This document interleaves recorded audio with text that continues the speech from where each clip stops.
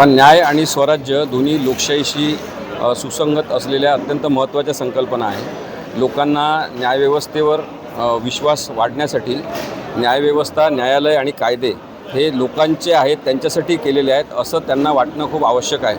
आणि त्यामुळे आम्ही न्यायस्वराज्य ही संकल्पना घेऊन महाराष्ट्रभर काम करणार आहे। आवश्यक तिथे आम्ही पदयात्रासुद्धा काढणार आहोत। वेगवेगळ्या ठिकाणी न्यायाच्या संदर्भात किंवा अन्यायाच्या संदर्भात सुद्धा जनसुनवाई आम्ही घेणार आहोत। आणि लॉ लॅब इनोव्हेशन जे आहे, लॉ लॅब म्हणजे कायद्याची प्रयोगशाळा, ती आम्ही महाराष्ट्रातल्या सगळ्या लॉ कॉलेजच्या विद्यार्थ्यांसोबत सुरू करणार आहोत, ज्याच्यामध्ये मुलांचा सहभाग आणि त्यांनी स्वतः ड्राफ्ट केलेल्या पिटिशन्स लोकहितासाठी असं त्याचं स्वरूप असणार।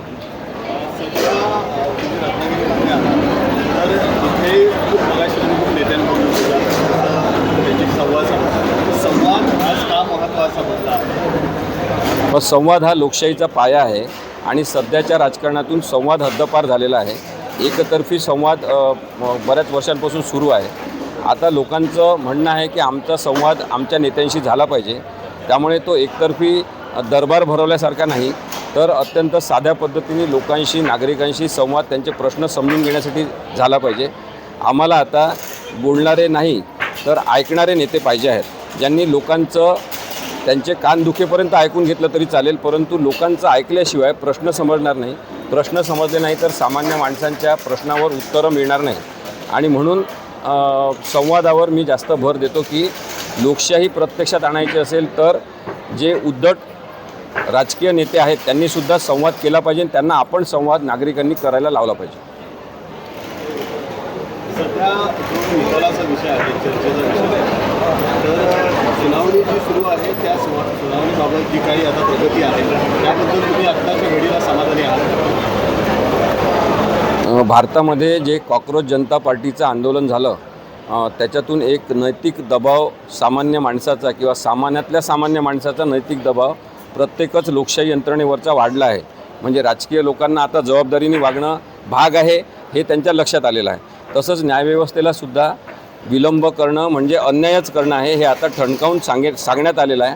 त्यामुळे या केसची जी प्रगती आहे ती आता वेगवान पद्धतीने सुरू आहे। असं आपल्याला दिसते की प्रत्येक आठवड्यातून 3 दिवस ही सत्ता संघर्षासंदर्भातली सुनावणी सुरू आहे। आता पुढच्या आठवड्यामध्ये एकनाथ शिंदे यांच्यातर्फे त्यांचे वकील त्यांची मांडणी करतील आणि निवडणूक आयोग त्यांची मांडणी करेल।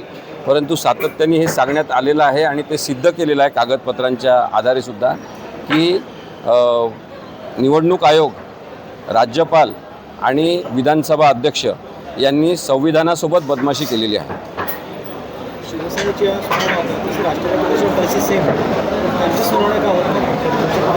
नाही, शिवसेना आणि राष्ट्रवादी यांच्या प्रकरणामध्ये थोडा फरक असा आहे की शिवसेना जी आहे, मूळची शिवसेना, त्याच्या संदर्भातली केस आधी सुप्रीम कोर्टात जाऊन नंतर विधानसभा अध्यक्षांकडे रेफर झालेली आहे।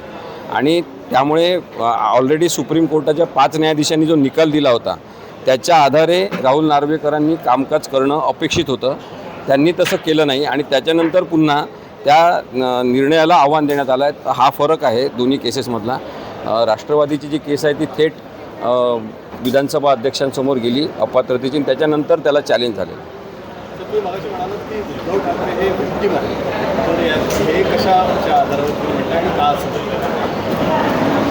पण राजकारणामध्ये जे वास्तव आहे, कायदेशीर सत्य आहे, ते त्यांच्या बाजूने असतानासुद्धा त्यांचं जणू काही असत्यच आहे अशा पद्धतीने जी वागणूक त्यांना मिळालेली आहे, त्यामुळे मला ते अन्यायग्रस्त राजकीय नेते वाटतात, ज्यांच्यावर प्रचंड अन्याय केवळ काही राजकीय झुंडीने केलेला नाही तर गव्हर्नरनी केलेला आहे, विधानसभा अध्यक्षांनी केलेला आहे, निवडणूक आयोगाने भारताच्या त्यांच्यावर अन्याय केलेला आहे आणि सुप्रीम कोर्टाने सुद्धा इतके वर्ष विलंब लावल्यामुळे त्यांच्यावर अन्याय झाला आहे। या अर्थाने मला उद्धव ठाकरे हे एक महत्त्वाचे राजकीय व्हिक्टीम वाटतात की त्यांची बाजू बरोबर असूनसुद्धा त्यांना कोणताही न्याय इतके वर्ष मिळालेला नाही।